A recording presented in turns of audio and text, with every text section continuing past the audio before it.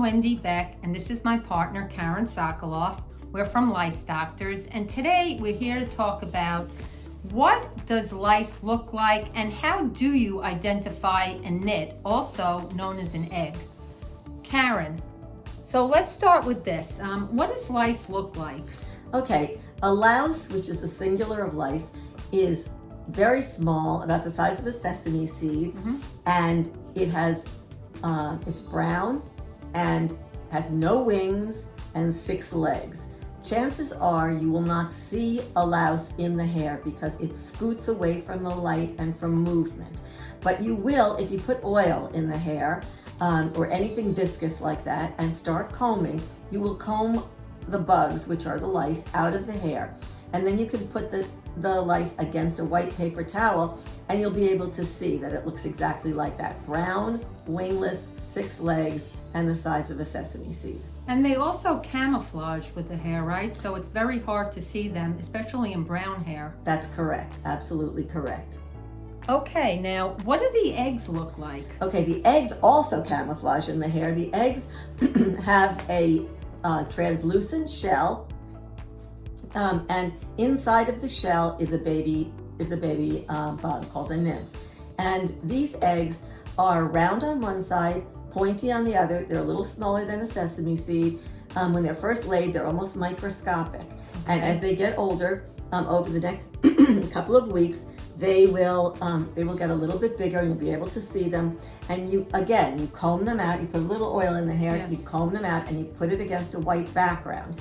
And when it's against a white background, you will see that it's brown, round on one side, pointy on the other, with an antenna coming out of the front. Okay, now what do the actual lice look like in the hair? In the hair, they look like they look out of the hair. However, they are very quick, as I said before, and it's very unlikely that you're going to see one in the hair. If you do, you'll see it scooting, running really fast across the head. Okay, and they camouflage in the hair, correct? Yes, all lice and their eggs camouflage in the hair, making it very difficult to identify them. Even if you see them, oftentimes people don't recognize what they are, and they can be very hard to find because they camouflage and because they're so small. I would imagine that if you have lighter hair, you'd be able to see them more easily. A little bit more, but the funny thing is because the eggs camouflage so well, in blonde hair, eggs will look light and they'll blend almost a whitish color, and they will blend right in with the blonde hair. Yeah. If you're wondering what lice look like in dark hair, what happens is the little brown bug inside of the translucent casing shows up prominently, and so the brown of the bug allows the eggs to camouflage in dark hair as well. Interesting how they adapt to nature. Yes, and that's why they've been around for hundreds of thousands of years and why they will outlast us. Okay, now this is a question we get a lot. How do you tell the difference between nits, dandruff, hair casts, and DEC plugs? Now that's a loaded question. Okay, so as I said, nits will blend in. They will be round on one side, pointy on the other. Dandruff are white flakes. They're usually larger than nits, and if you blow on the hair or move the hair, they will flake off. Nits, on the other hand, are glued to the hair shaft on one side, and if you actually move your finger down, the hair shaft, you'll feel it, and it feels like a little bump on the side. Dandruff will not stay on, it'll just blow right off. Okay then. Now hair casts are also white. They can be sticky, but the hair cast wraps around the strand of the hair, as opposed to the nit, which is on one side of the hair.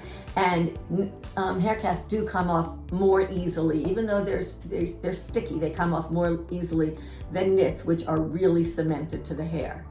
Okay. Probably very hard to tell the difference if you're not a lice expert. It is. And DEC plugs are white exudate from oil glands. So they tend to be little tiny clumps.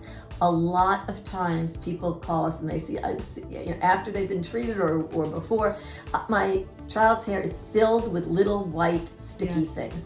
We ask them to pull those out and put it against the white background to determine for sure if you're looking at a DEC plug or a nit, because when you do the at-home lice treatments, which don't work, the chemical treatments, they can clog the oil glands. And when they clog the oil glands, what squeezes out are DEC plugs.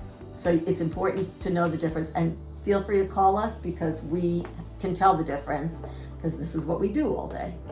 Okay, now if I suspect my child has lice, what will I see first? Eggs, also called Okay. nits. You will see the eggs.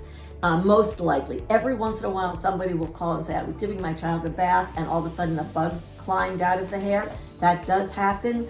Usually not, because they don't like to leave the top of the scalp where their food is. They feed on blood and they need the warmth of the scalp. So it's rare that a bug will crawl out of the head unless there's another head right nearby. So usually what you will see are the eggs, and you will see your child scratching her head, and that's when you pull out what you see and put it against the white background to determine for sure if you're looking at lice. Or call us and we can help you. Now, a lot of people want to know this. Do lice fly from one head to another? No, but you're right. That's a very common question.